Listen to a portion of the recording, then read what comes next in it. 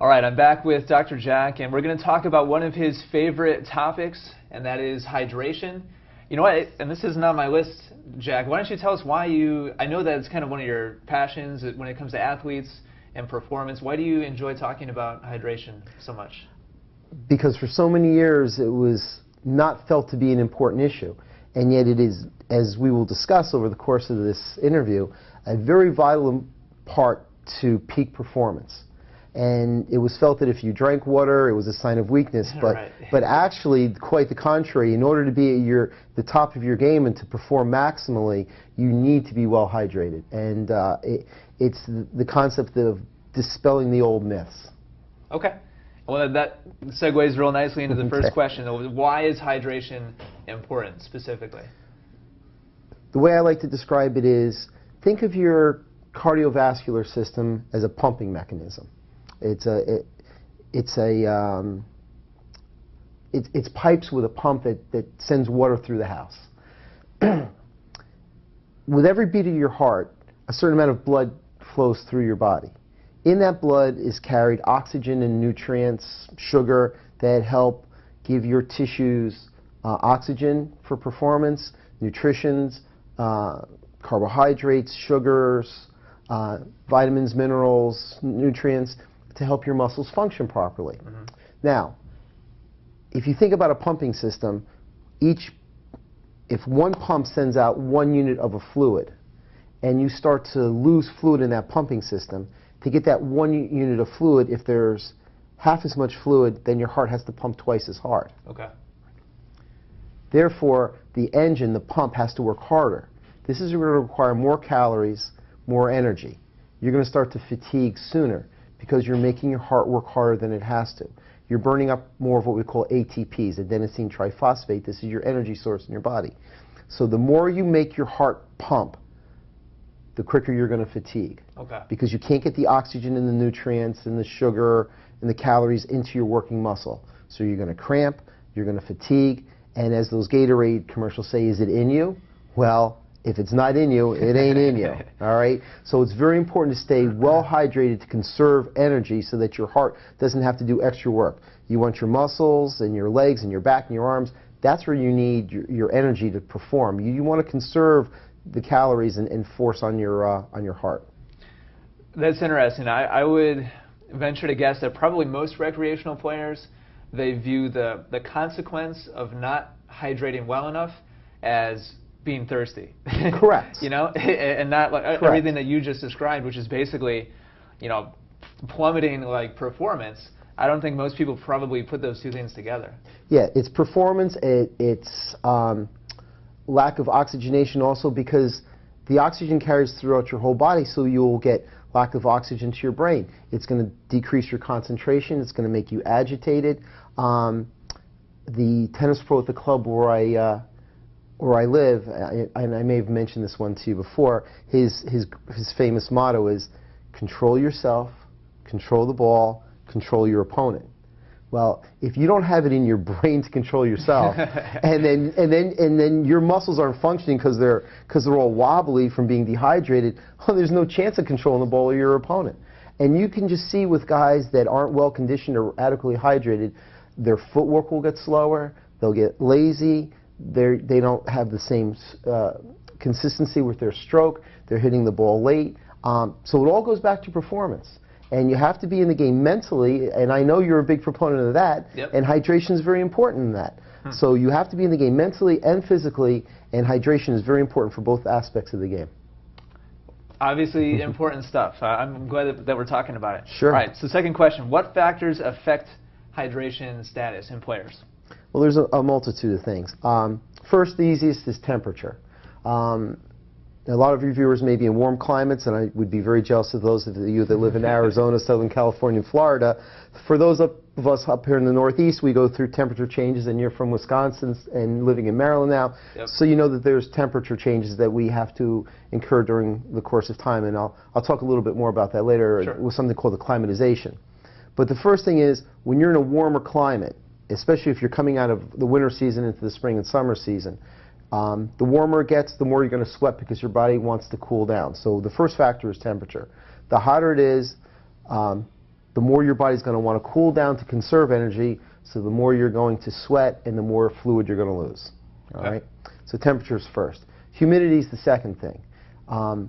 In Arizona, it's a very dry, arid environment. So when you sweat, the sweat evaporates, and that evaporation acts as a cooling system to the body, and it's a natural cooler to your skin as the air wisps off your arm and takes the water away. It acts as a cooling system.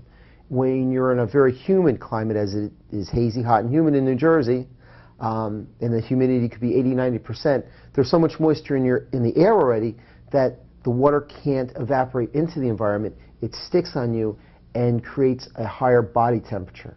The higher the body temperature, the more energy that develops within the body, the harder, again, your heart works, the more energy that you're expending trying to cool down, the weaker you become, the hotter you become, the more it affects your core temperature, which can have adverse effects on your body system.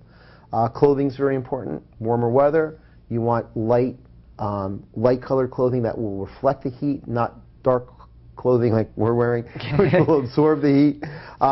So while it may be very sexy to wear a black shirt on a hot day, it may not be the best for your performance. Right.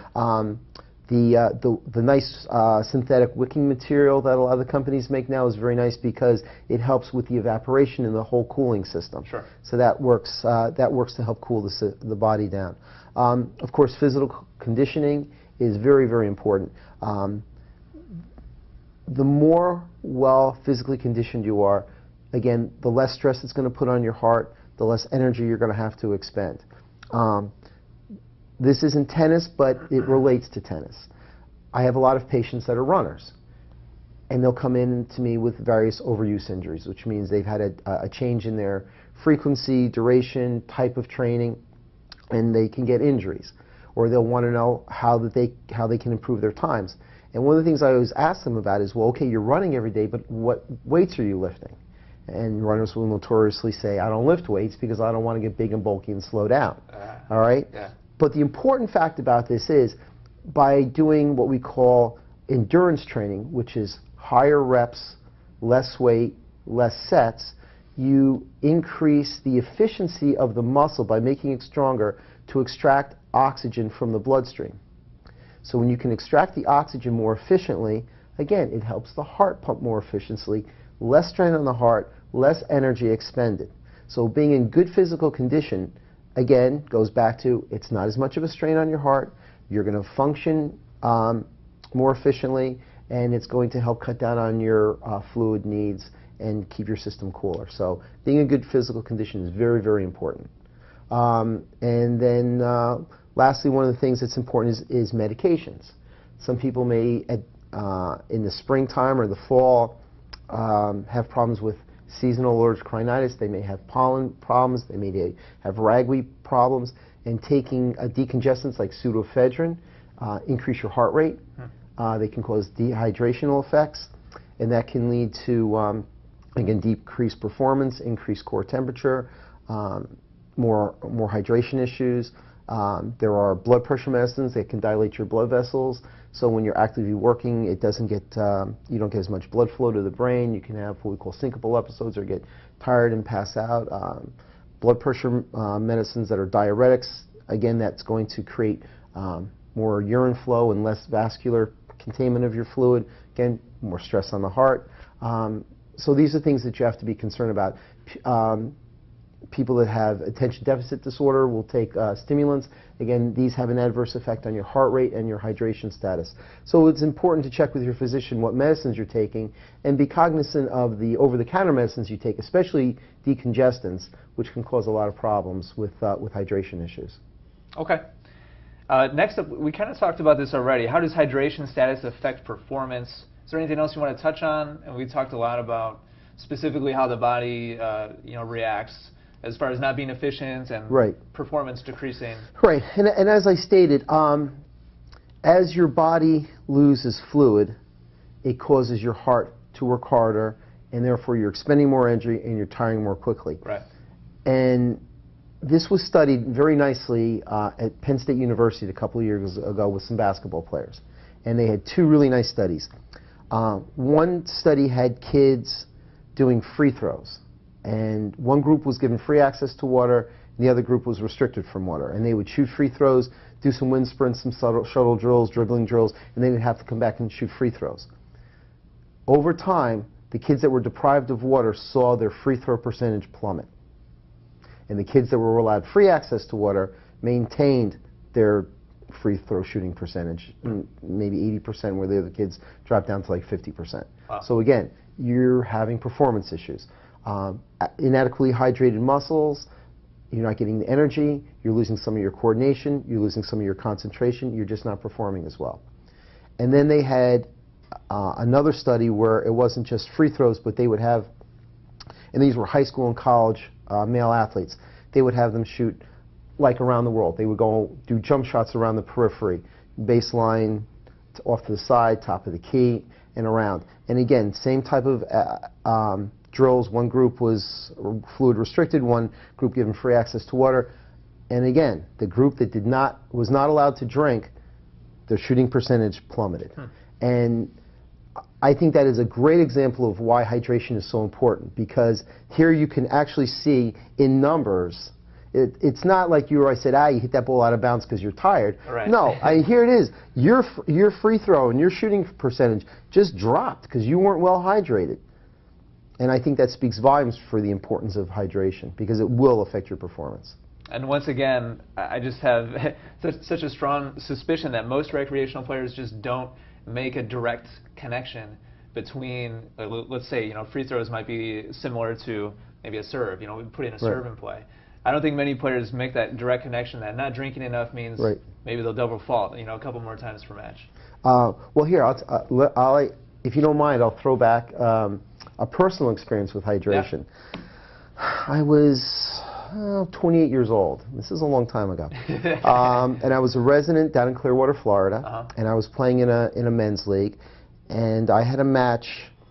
It was a Saturday afternoon against an 18-year-old. So, of course, at 28, I didn't think I was that old, but this 18-year-old thought I was an old man. Right. He should be playing me now. And it was a scorcher. It was in July, and it was every bit of 100 degrees, and I think we were playing at 3 o'clock in the afternoon. So I came with 2 frozen Gatorade bottles. And I had won the first match, and in the first set. And in the second set, I was down 4-1. And I thought to myself, okay, I can try to win this set, and then I'm spent.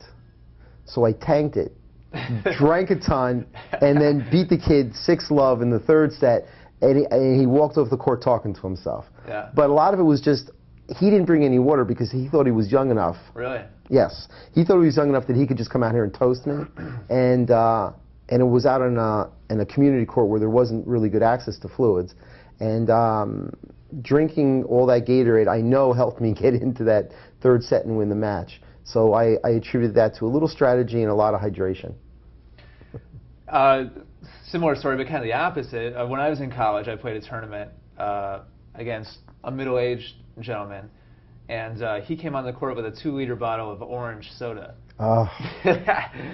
And well, I won that match easily. I don't think hydration made any difference, but just the fact that somebody who considers themselves, an athlete or athletic would do that. Well, orange soda could have been one of the worst things he could have had because there's a tremendous sugar load in soda, which actually will drop your blood sugar because your pancreas has to pump out insulin to account for this big sugar load, and so the reaction is that your sugar will actually plummet and make you weaker.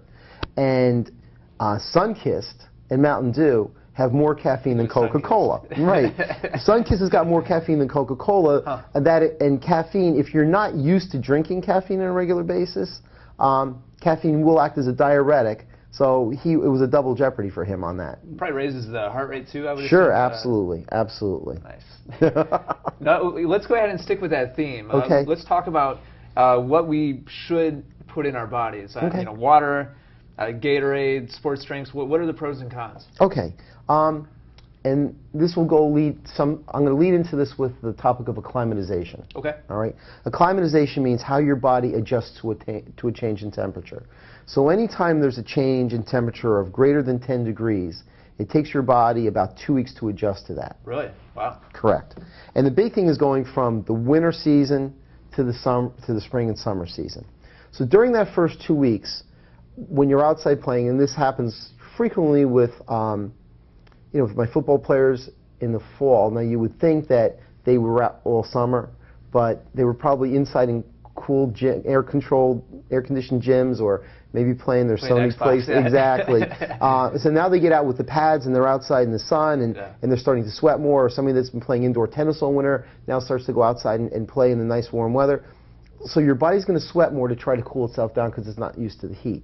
And the other really important thing about this is during those first 2 weeks, until your body acclimatizes to this increase in temperature, your sweat has more salt in it. There's a higher concentration of salt. So when you lose more water and you lose more salt, you're more likely to get heat cramps. Okay. I don't know if you remember the Dallas Cowboys 10 years ago or so drinking pickle juice to relieve cramps. Right. Because their bodies weren't really acclimatized and they were losing too much sweat initially early in the season, so it was high in sodium content, so it helped to relieve the cramps. That's one reason why sport drinks are very good when you go from this colder to this warmer temperature. Now, if you're playing indoor tennis in the summer, in the winter, water is fine. Okay. Water is an adequate replacement. You're not going to sweat that much. You want to stay hydrated, but it's not as important to have the sodium and potassium and glucose going in there. You don't want to drink a drink that has more than a 6% carbohydrate concentration to it, which is going to be less than 6 or less is going to be Powerade, Gatorade, your typical sport drinks. Fruit juices, apple juice, orange juice, sodas, they can have 10, 12% glucose in them. They'll have a much higher concentration. Now what that means is those fluids hit your stomach and they're too concentrated to be absorbed into the intestines. So your body actually sucks water out of your bloodstream into your stomach to dilute it so that it can be absorbed. So you actually internally dehydrate before you can hydrate. Not good. Not good. So more of a chance for getting cramps and fatigue, stomach cramps, leg cramps. So you want to drink the lower carbohydrate drinks. And now, traditionally, Gatorade tends to have quite a bit of sugar in it, doesn't it? 6%. So it has sugar, but it's specifically formulated for the maximum amount that your body can tolerate. Okay, gotcha. I often profess that it's a little too sweet. Cut it down 50%. Make it half water, half Gatorade. Okay. It's still very palatable, and it'll get the job done. And on the flip side of the coin with the Gatorade, during this acclimatization from cold to hot, as you're sweating more, and as I see athletes that are prone to cramping during this period of time, I'll have them put a 1/4 teaspoon of salt into that 16-ounce bottle of Gatorade, and that will help prevent the cramps, and that's worked really, really nice. Now the sodium, the salt specifically, from what I remember from our conversations previously, that helps the absorption of the water, correct? Correct. Okay. Water follows salt. So wherever there's salt, there's going to be water following to keep a steady concentration of fluid in your system. Okay. So let's think about you wanted to make a concentration of powdered lemonade or powdered iced tea, and it said put 2 scoops in there. So you got to put a certain amount of water to keep that concentration. If you threw an extra scoop in there, it would be more concentrated, and that was not palatable to you. Sure. So you had to add more water. Okay? So in the body, as you add more water, the blood vessels will expand, which is why some people get high blood pressure, and they have to take diuretics to get the extra fluid out. But since we're going to be sweating and burning up calories and utilizing this fluid, it's okay if we're have a little extra volume because we're going to be getting rid of it quickly through exercise. Gotcha.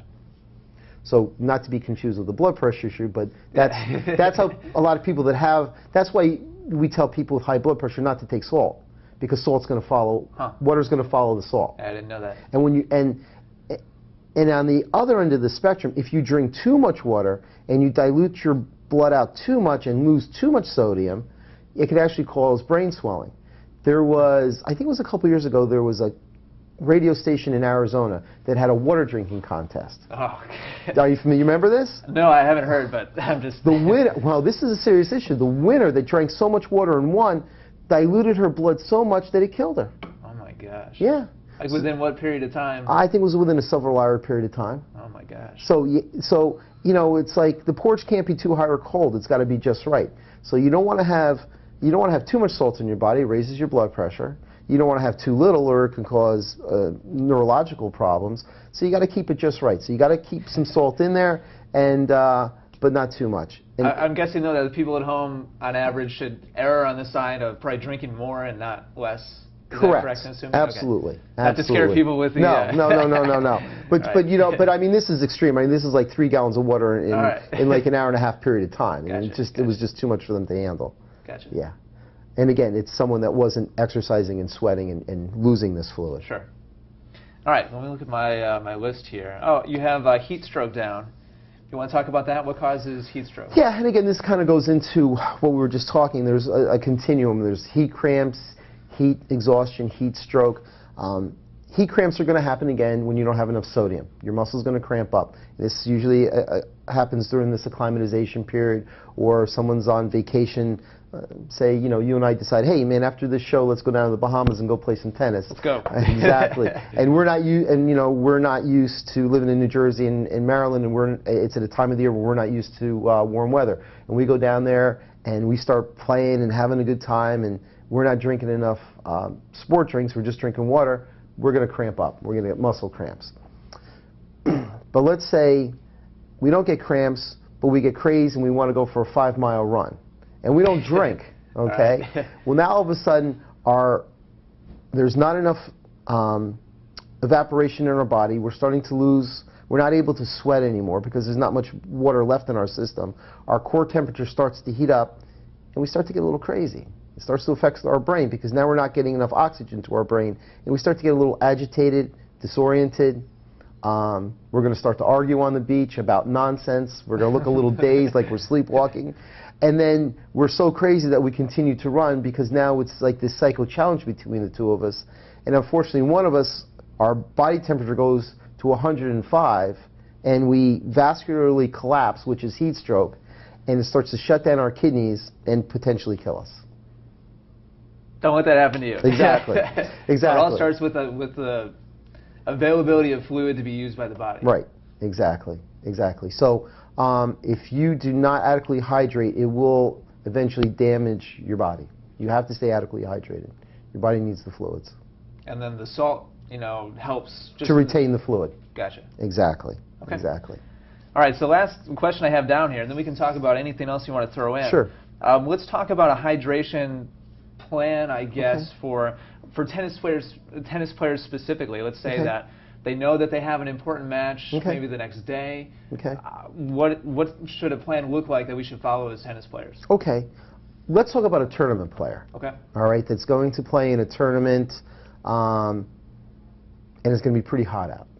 So what I would recommend is the night before the tournament, before they go to bed, 16-ounce bottle of a sport drink. Okay. When they get up in the morning, have a good breakfast, not too much fat, get some carbos in there, decent amount of protein, no dairy products because they're very hard to digest and they can cause stomach cramping. Mm-hmm. It's very hard for the intestine to digest. They're very concentrated. You're going to get that intravascular dehydration before rehydration. So you have another 16-ounce glass of a sport drink for breakfast that morning. Okay. Matches at 2 o'clock in the afternoon.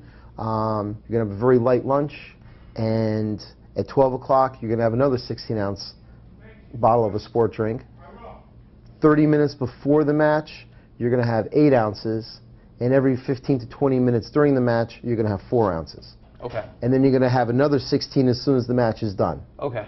All right, and one of the things you want to watch for is that you want to, whatever weight you were when you got on the scale in the morning, you should be close to that when you get on the scale in the evening. All right? Yeah, I've seen that significantly decrease Drop. personally. And yeah. that means you've lost a lot of fluid. And if you do not hydrate before your game the next day, you're shot because you cannot catch up. All right? Once you start to dehydrate, it takes time for your body to absorb the fluids, which is why we go 2 hours before the match that you want to drink that extra 16-ounce bottle because it's going to take the 2 hours to adequately absorb into your system. So, you know, like John Madden used to say, when you're thirsty, it's too late. Right, right. All right, because it's the match might be 2 or 3 hours, and if you start drinking there and you're continuing losing continuing losing fluid, there's just no way for you to ever catch up. It's impossible. Sure. That's why, and I've had to do this for professional volleyball players, high school football players. Sometimes we have to take them into the locker room and give them IV fluids because there's no way you can drink enough. Right. We'll hook them up with an IV and pump the fluid into them and get them back out. But if you don't do that, and I don't think many recreational athletes are going to have that availability, right. And unless you do that, you just can't catch up. Okay. Now, what about, last question here, what about somebody who kind of chronically struggles with cramping? Okay. Should there be a modified schedule there, more fluid before or during? A chronic cramper, again, the easiest thing to do would be to put that 1/4 teaspoon of salt into your Gatorade. Okay, all right. If that's not enough, it might be prudent to see their physician to make sure that their kidneys are functioning properly, okay, that they're not having some type of problem with their filtration system in their kidneys, which is throwing their sodium potassium off. Everything's fine. They're still bad crampers. They can get from Gatorade something called Gatorlights, which is a strong concentration of sodium potassium in a packet, but you need a doctor's prescription, or on teams it has to be administered from an athletic trainer or a physician. You can't just buy it yourself. So, because too much potassium in your body can cause problems with your heart and put it into a regular rhythm. So you have to be very careful with this. Right. So it has to be closely monitored. Okay. All right. Well, Jack, anything else that you don't think we touched on, or that you think is important when it comes to hydration? We got to everything here. Maybe just a couple things on the types of fluids. Again, okay, if you're a caffeine drinker and you drink a cup of coffee every single day, that cup of coffee on game day is not going to affect you. Okay. If you don't drink coffee or tea or Coca-Cola and you think that glass of Coke is going to give you energy, right, as we discussed, it's going to do just the opposite. Okay. Alcohol is not a replacement fluid. So you've had a great match, you've won, you're all excited, but it was the semifinals and you've got the finals tomorrow. Do not go home and have a few beers as your fluid replacement, because alcohol actually acts as a diuretic. Huh. So you've been out, we were in college, we went out, had a few beers, multiple trips to the men's room. It's not that we drank so much beer, it's that the beer cut off the hormone in our brain that retains water. So not only are we losing the fluid that we drank, but we're losing all the other fluid in our body. And again, that's going to increase our risk of having cramps and diminished performance. So alcohol is not a replacement drink. When you win the tournament and you do not have the game the next day, have some champagne. But before that, do not. Good to know. All right. And I guess that's probably it. I think we've covered a lot of good topics, and I think that should take care of it. All right. Well, thank you so much for your time. Really helpful stuff. And as I mentioned a couple of times during our conversation, things that I think most players probably don't put the connection together between what we're talking about here with hydration and their actual performance level on the court. So really important stuff. Yeah, it's all about the win, and you want to be at your peak performance. Yeah. And why contribute to beating yourself if you don't stay adequately hydrated? Yeah, I agree. All right, cool. Excellent, Ian. Thanks.